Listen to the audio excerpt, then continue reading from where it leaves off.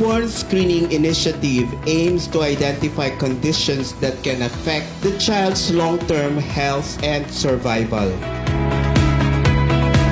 We had faced series of challenges, from operational capacity to patient communication, staff and patient safety. But with best efforts, we had 0% refusal and 100% of our babies delivered were screened. Sa hapon na ini, akong kitang otro para diribahan sa pagbukas kang newborn screening continuity clinic. Sa laog kang halos 5 bulan, maugma akong ang newborn screening satellite continuity clinic ang ikatulo sa mga bagong pasilidad na yaong sa EBMC.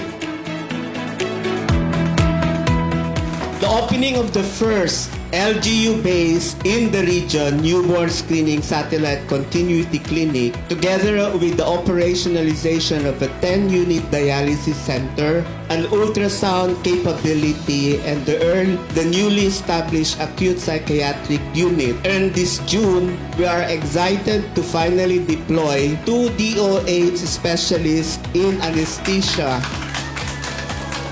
and surgery.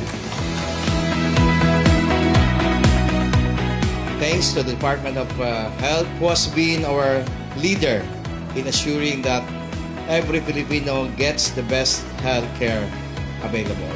To all personnel from the Department of Health, thank you for all your initiatives and guidance. DOH being at the front seat in healthcare continuously inspires and motivates our government to never stop dreaming and working for the benefit of all.